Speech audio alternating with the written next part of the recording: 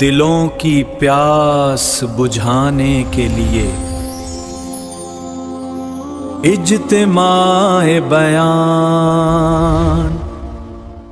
اور فرمائے دین جو ہے یقین کے راستے سے آئے گا۔ جتنی آدمی کا یقین ہوگا اتنے آدمی دین پر چلے گا۔ یقین کے بغیر آدمی دین پر نہیں چل سکتا ہے، کبھی چلے گا کبھی چھوڑے گا۔ تو دین فرمایا یقین کے راستے سے آتا ہے، جتنے آدمی کا یقین ہوگا اتنا آدمی دین پر چلے گا۔ اور یقین بننے کا سب سے جو بڑا ذریعہ ہے وہ کلمے کی دعوت ہے۔ یقین بننے کا سب سے بڑا ذریعہ کیا ہے؟ کلمے کی دعوت ہے۔ اللہ سے ہوتا ہے، اللہ کے غیر سے نہیں ہوتا۔ سارے کے سارے غیر اللہ کے بغیر کچھ نہیں کر سکتے، اور اللہ جو شان سارے غیر کے بغیر سب کچھ کر سکتے ہیں۔ کرنے میں اللہ پاک کسی بھی مخلوق کے محتاج ہے۔ ساری کائنات کو اللہ پاک نے اپنی قدرت سے بنایا ہے۔ زمینوں کا کوئی نقشہ نہیں تھا، اللہ جو شان نے ساتوں زمینوں کو اپنی قدرت سے بنایا ہے۔ آسمانوں کا کوئی نقشہ نہیں تھا، اللہ جل شان نے اتنے بڑے آسمانوں کو اپنی قدرت سے بنایا ہے۔ پہاڑوں کا کوئی نقشہ نہیں تھا، اللہ جل شان نے اتنے بڑے پہاڑوں کو اپنی قدرت سے بنایا ہے۔ پانی کا ایک قطرہ بھی نہیں تھا، اللہ نے اتنے بڑے سمندروں کو اپنی قدرت سے بنایا ہے۔ انسانوں کا کوئی نقشہ نہیں تھا، اللہ جل شان حضرت آدم علیہ السلام کو اپنی قدرت سے پیدا فرمایا ہے۔ تو ساری کائنات کو اللہ پاک نے اپنی قدرت سے بنایا ہے۔ ساری کائنات کے خالق اکیلے اللہ ہے، اور کائنات کی جتنی چیزیں ہیں اس پر اللہ کا قبضہ ہے۔ زمین اللہ کے قبضے میں، آسمان، یہ سورج، یہ چاند، یہ جتنا نظام ہے یہ اللہ جل شان کے قدرت قبضے میں ہے۔ ایک پتہ اللہ کے ارادے کے بغیر ہل بھی نہیں سکتا، گر بھی نہیں سکتا۔ اللہ کے ارادے کا نام وجود ہے، اللہ پاک اپنی قدرت سے کرتے ہیں۔ کرنے میں اللہ پاک کسی بھی مخلوق کے محتاج ہے۔ اس بات کا یقین ہمارے دلوں کے اندر آ جائے، اس کو کہتے لا الہ الا اللہ۔ اور جتنی کا اللہ پاک نے مخلوق بنائی ہے اس کے رازق اکیلے اللہ ہے۔ ہوا میں پرندے ہیں، جنگل کے درندے ہیں، سمندر کے اندر مچھلیاں ہیں، جتنی بھی مخلوق ہے، چھوٹی مخلوق ہے، اتنی چھوٹی مخلوق کہ خردبیر کے بغیر نظر بھی نہیں آتی، اور اتنی بڑی مخلوق ہے کہ انسان کی سوچ سے بھی باہر ہے۔ ان کو رزق دینے والا اکیلے اللہ ہے۔ رازق ذات جو ہے اللہ کی ذات ہے۔ فرمایا رزق کا دروازہ جو ہے 7 آسمان سے اوپر عرش سے ملا ہوا ہے۔ نہ دین کو رات بند ہوتا ہے، نہ رات کو اللہ پاک رزق اتارتا ہے، تمہاری نیت کے، تمہارے خرچے کے، تمہارے صدقے کے، تمہارے عطا کے بقدر فرمایا رزق اتارتا ہے۔ جو زیادہ خرچ کرتا ہے اسے زیادہ فرمایا جس کے لیے زیادہ اتارا جاتا ہے۔ رازق ذات اکیلے اللہ کی ہے۔ جتنے انبیاء علیہ السلام دنیا کے اندر آئے، سارے نبیوں کے محنت کا میدان جو تھا، نہ ملک تھا، نہ مال تھا، نہ مادی چیزیں تھی، نہ کھیتیاں تھے، نہ باغات، اور نہ منڈیاں اور بازار۔ انبیاء علیہ السلام کی محنت کا میدان جو تھا وہ انسانوں کے دل تھے، کہ انسان کے دل کا تعلق اللہ کے ساتھ۔ یہ کلمہ لا الہ الا اللہ ہمارے دلوں کے اندر اتر جائے۔ فرمایا جو ہے کلمے کی جگہ دل ہے۔ جب کلمہ دل میں اترتا ہے پھر احکامات سے کامیابی نظر تو چیزوں سے نظر آئے۔ جیسے چیزوں کے خالق اللہ ہے، ایسے حالات کی بھی اللہ خالق ہے۔ عزت اللہ کے ہاتھ میں ہے، ذلت اللہ کے ہاتھ میں، کامیابی اللہ کے ہاتھ میں، ناکامی اللہ کے ہاتھ میں، موت اللہ کے ہاتھ میں، زندگی اللہ کے ہاتھ میں، نفع اللہ کے ہاتھ میں، نقصان اللہ کے ہاتھ میں، صحت اللہ کے ہاتھ میں ہے، بیماری اللہ کے ہاتھ میں ہے۔ کسی کو اللہ پاک مالدار بنا دے، کسی کو غریب بنا دے، کسی کو بیٹے دے دے، کسی کو بیٹیاں دے دے، کسی کو بیٹے بھی نہ دے، بیٹیاں بھی نہ دے، 5 بنا لے۔ دین کو رات میں بدلنے والے اکیلے اللہ ہے۔ سارا نظام جیسے چیزوں کے خالق اللہ ہے، حالات کی بھی اللہ خالق ہے، حالات اللہ کے ہاتھ میں ہے۔ چیزوں کے تو سب مانتے ہیں آسمان زمین کہ اللہ نے پیدا کیے ہیں، اور حالات بندہ سمجھتا ہے کہ ہمارے ہاتھ میں ہے نہیں۔ حالات کی بھی اللہ خالق ہے۔ حالات کا لانے والا کون ہے؟ اکیلے اللہ ہے۔ تو اس کا یقین بنانا، یہ بات ہمارے دلوں میں اتر جائے۔ اس لیے بار بار اس کلمے کی دعوت ہے کہ کلمہ ہمارے دلوں کے اندر اتر جائے، اور حضور اکرم صلی اللہ علیہ وسلم کے طریقوں کے اندر کامیابی۔ آپ صلی اللہ علیہ وسلم اللہ کے محبوب ہے، ایک ایک طریقہ اللہ کو محبوب ہے۔ جو آپ صلی اللہ علیہ وسلم کے طریقے پر چلے گا وہ اللہ کا محبوب بنے گا۔ اللہ تعالیٰ فرماتے ہیں اگر تم مجھ سے محبت کرتے ہو تو تم میرے حبیب کے اتباع کرو، میں تم سے محبت کرنے لگوں گا، میں غفور رحیم ہوں اور تمہارے گناہوں کو معاف کرتا ہوں۔ اللہ محبت بھی کرے گا حضور کے اتباع میں، اور گناہ بھی معاف کرے گا۔ فرمائے تمہاری زندگی میں، حضرت فرماتے ہیں کہ تمہارے زندگی میں نبی کے سنت نہیں ہوں گے، عبادات وعدے پوری ہوں گی جو اللہ کی طرف سے ہے، تو وعدے سنتوں کے ساتھ۔ اور فرماتے ہیں کہ دنیا میں جو رحمتیں اور برکتیں آتی ہے وہ ملک مال اسباب کے بنیاد پر نہیں آتی، وہ تو حضور صلی اللہ علیہ وسلم کی سنت اعمال پر آتی۔ ایک سنت جو ہے ساری کائنات سے کی، تو میرا محترم دوست، ایک سنت جو ہے یہ ساری کائنات سے قیمتی ہے۔ فتنے کے زمانے میں حضور صلی اللہ علیہ وسلم کی ایک سنت کو زندہ کرے گا، اللہ 100 شہیدوں کا ثواب عطا فرمائے گا۔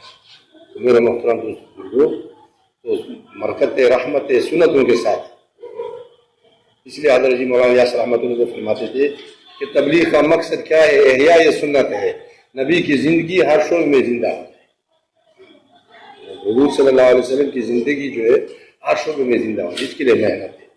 اس لیے فرمایا کہ کلمہ لا الہ الا اللہ سنت کو کوئی عمل بڑھ سکتا ہے اور نہ کلمہ کسی گناہ کو چھوڑ سکتا ہے۔ ہمیں جب بندہ لا الہ الا اللہ کہتا ہے، اللہ جل شان فرماتے ہیں میرے بندے نے سچ کہا، میں ہی اللہ ہوں، میں ہی تمہارے کام بنانے والا ہوں۔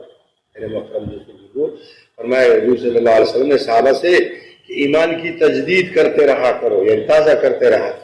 صحابہ نے عرض کیا یا رسول اللہ ایمان کس طرح تازہ کرے؟ فرمایا کہ لا الہ الا اللہ کو کثرت سے پڑھتے رہا۔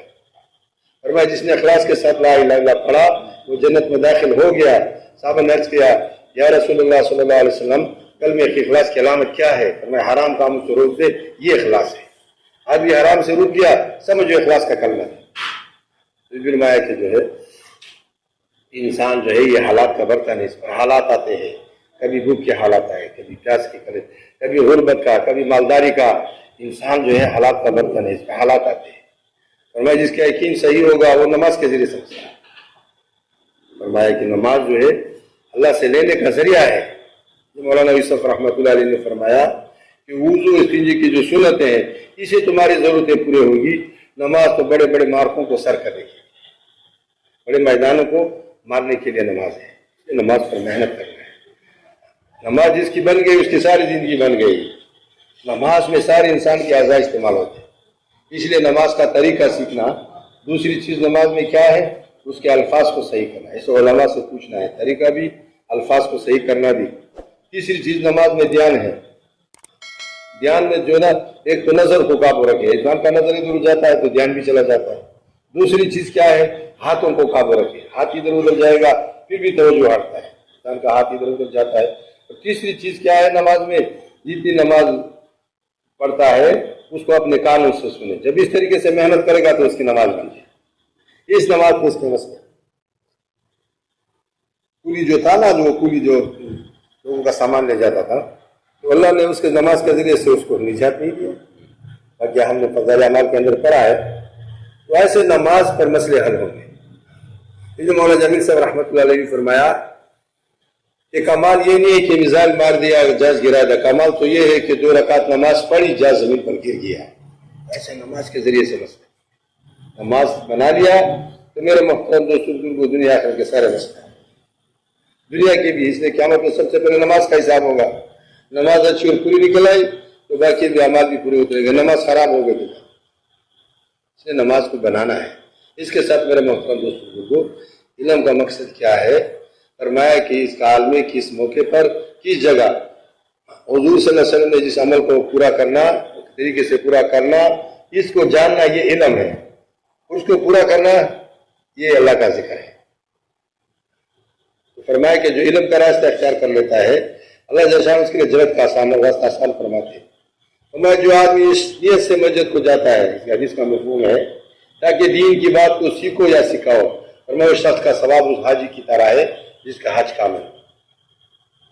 فرمایا کہ یا تو عالم بنو یا طالب علم بنو، یا ان سے محبت کرو، یا اس کا سننے والا بنو یا اس سے محبت کرو، اسے گود والا نہ بنو، ہمیں ہلاک ہو جائے۔ اور اس لیے فرمایا علماء کی زیارت کو عبادت یقین کرو۔ جی فرماتے تھے حضرت مولانا یاسر رحمۃ اللہ علیہ کہ علماء کی زیارت کو عبادت یقین کرو۔ فرمایا جن کے دلوں کے اندر علماء کرام کی قدر ہوگی اللہ پاک ان کی اولاد میں علماء پیدا کرے۔ فرمایا جن کے دلوں کے اندر علماء کرام کی قدر نہیں ہوگی اللہ پاک ان کی اولادوں کو علم سے محروم فرمائے۔ علم سے آدمی پوچھ کر آدمی فرمایا جو علم جو ہے عمل کا امام ہے، غیر علم کا عمل اللہ کے ہاں قبول نہیں، جہالت کے ساتھ عمل اللہ قبول نہیں کرتا۔ عمل اس کے تابع ہے، عمل جو ہے، اور علم جو ہے عمل کو آواز دیتا ہے، علم جو ہے عمل کو آواز دیتا ہے، عمل کے لیے بلاتا ہے۔ تو صحیح جو عمل ہوگا وہ علم کی وجہ سے ہوگا۔ اللہ بہت بڑا عمل کرے گا، جہالت کے ساتھ اللہ کے حق کوئی قیمت نہیں، اس لیے آدمی پوچھ کر چلے۔ اس کے ساتھ میرے محترم دوستوں، اللہ کی دھیان حاصل کرنے کے لیے اللہ کا ذکر، ایک اللہ کو یاد کرنا، ایک اللہ کو یاد رکھنا، ہمیں ہر وقت اللہ یاد۔ ایک آدمی تجارت کرتا ہے تو تجارت کے اندر جھوٹ بھی بولتا ہے، خیانت بھی، ذکر بھی کرتا ہے، اور میں یہ غافل، یہ ذاکر تو نہیں۔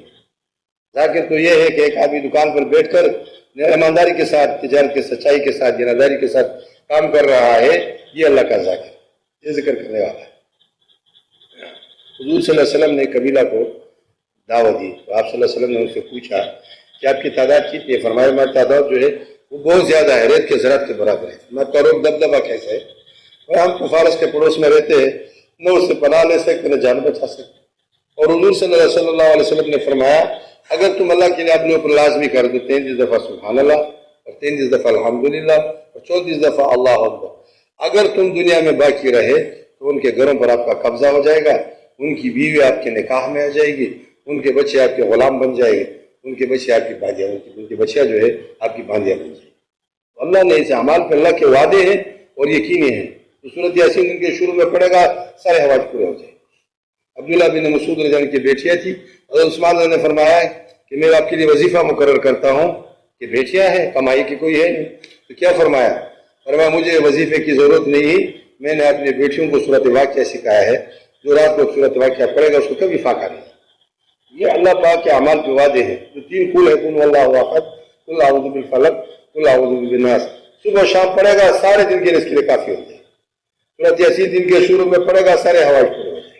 اس کے ساتھ میرے محترم دوستو، مسلمان ہونے کی وجہ سے مسلمان بھائی کے کام، جنت میں اعلیٰ درجے میں ان کی مقام ہوگا جن کے اخلاق اچھے ہوں۔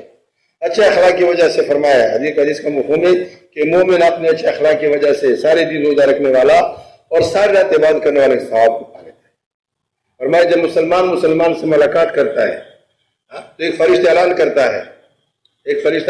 کرتا ہے کہ خوشحال زندگی گزارو، تمہیں مبارک ہو، تمہارا ٹھکانہ جنت ہے۔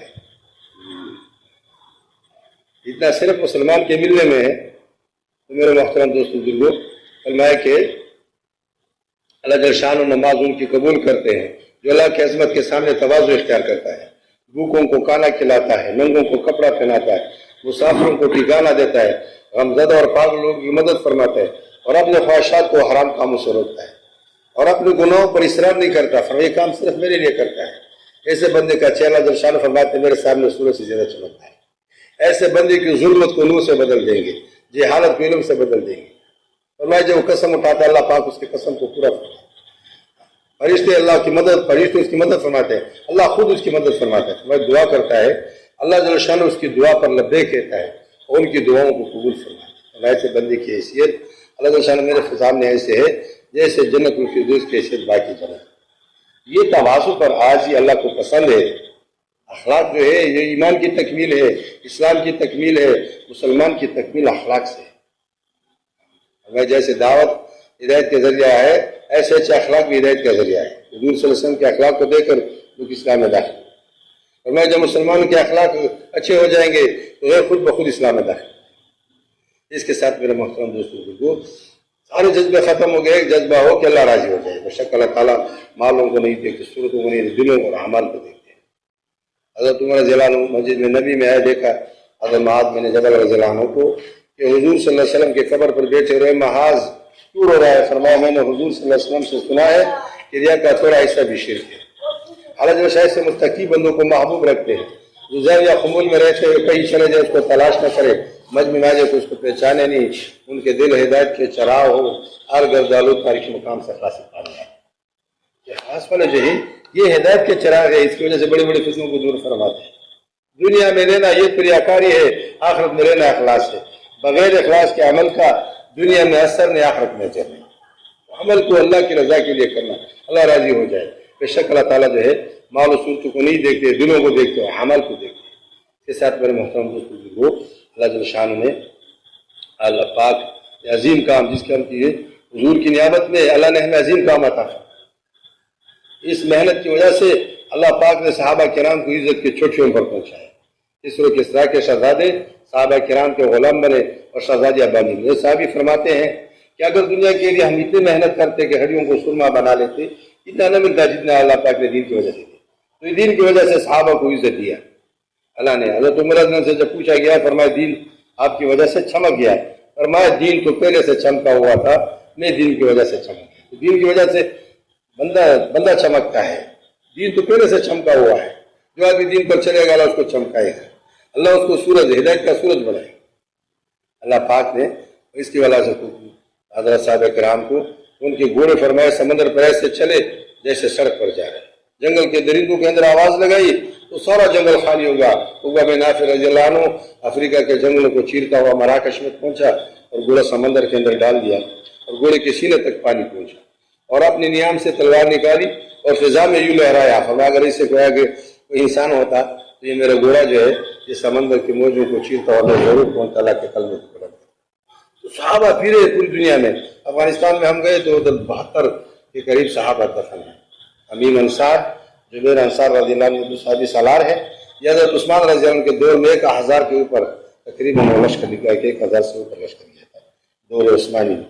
تو صحابہ پوری دنیا میں بھی پھرے، پوری دنیا میں دین کو پھیلانے کے لیے اللہ پاک نے جانا کہ بہت تھوڑے سے صحابہ ایسے ہیں جو ان کے قبر حجاز مقدس میں ہے، باقی صحابہ پھرے ہیں، دین پھرنے سے آیا ہے۔ صحابہ کی نقل و حرکت سے، صحابہ کی قربانیوں سے اللہ پاک نے پوری دنیا میں دین کو زندہ فرمایا ہے۔ آج بھی الحمدللہ اس دور میں تھوڑی سی نقل و حرکت شروع ہو گئے، اب اللہ کو کتنے لوگ اللہ پاک کے دیندار بن رہے ہیں، مدارس قائم ہو رہے ہیں، اللہ پاک نماز پڑھنے والے بن رہے ہیں، لوگ حج کرنے والے بن رہے ہیں۔ تو یہ اس محنت کا اثر ہے پھرنے کے ساتھ۔ حضرت جی مولانا یاسر رحمۃ اللہ علیہ فرماتے تھے کہ اس امت کا گھروں کے اندر بیٹھنا فتنہ ہے، اس امت کا ہر فتنہ نقل و حرکت سے۔ اور پھر فرماتے تھے کہ تکی بھاری طبیعت نہ ہو، اللہ پاک کو حشاش بشاش چلتا پھرتا مسلمان پسند ہے۔ اس لیے اللہ پاک نے اس امت کی تعریف میں حضرت داؤد علیہ السلام سے فرمایا اے داؤد میں ایک نبی کو پیدا کرنے والا ہوں جس کا نام احمد محمد صلی اللہ علیہ وسلم، وہ سچے ہوں گے، وہ سردار ہوں گے، وہ کبھی مجھے ناراض نہیں کریں گے، میں کبھی ان سے ناراض نہیں ہوں گا۔ میں نے ان کے پیدا ہونے سے پہلے ان کے لفظ و شکر معاف فرمایا، اور اے داؤد اس کی امت جو ہے میری رحمت سے نوازی گئی، میں نے ان کو وہ نوافل عطا کیے جو وہ فرائض عطا کیے جو فرائض انبیاء علیہ السلام کو عطا فرمائے، وہ نوافل عطا کیے جو نوافل انبیاء علیہ السلام کو عطا فرمائے۔ اے داؤد ان کے چہروں پر قیامت کی نبیوں جیسا نور ہو۔ سب سے بعد میں آنے والی امت اللہ نے یہ اعزاز جو دیا ہے اس محنت کی وجہ سے دیا ہے۔ اللہ نے جو اس دعوت والی مبارک محنت کی جو یہ نام اللہ پاک نے اس امت کو دیا حضور کی نیابت میں، تو اس کی وجہ سے یہ اعزاز دیا ہے۔ بات لمبی ہو جائے گی، تفسیر عثمانی میں لکھا ہے کہ خدا تعالیٰ نے تم کو بہترین امت قرار دیا ہے جس کے لیے مجلس سے پہلے وجود مقدر ہو چکی تھی، جس کی خبر بعض انبیاء علیہ السلام و سابقین کو دی گئی۔ جس طرح نبی خیر زمان حضرت محمد صلی اللہ علیہ وسلم سب سے افضل نبی ہوں گے، جملہ امت کی وجہ سے اس کی امت باقی امت پر سبقت لے جائے، اس لیے ان کو اشرف و اکرم پیغمبر نصیب ہوگا، عدم و مقبول شریعت ملے گی، علوم معرفت کے دروازے ان پر کھول دیے جائیں، ایمان عمل تقوی ان کی قربانی سے انسانی زندگی کے تمام شعبے سے سبز و شاداب، ان کا دائرہ عمل ایک قوم، ایک قبیلہ، ایک ملک، ایک اقلیم کو محیط نہیں ہوگا بلکہ انسانی زندگی کے تمام شعبوں کو محیط ہوگا۔ بلا ان کا وجود اس لیے ہوگا، کہ دوسروں کی خیرخواہی کرے، جہاں تک ممکن ہو جنت کے دروازے پر لا کر کھڑا کرے۔ اللہ نے اس کو اعزاز دیا ہے، اس لیے اللہ کے راستے میں جو میرے وقت یہ رکاب نکلنے کے بغیر سمجھ میں نہیں آتا، جتنی قربانی کے ساتھ چلیں گے اللہ ہدایت کے فیصلے کرے۔ اس کے لیے ماشاءاللہ وہ فرمائے جی جن بھائی کے 4 مہینے نہیں لگے وہ تو ہمت کر کے 4 مہینے کے لیے انشاءاللہ نیت کرے کہ میں انشاءاللہ جلد 4 مہینے کے لیے جاؤں ماشاءاللہ۔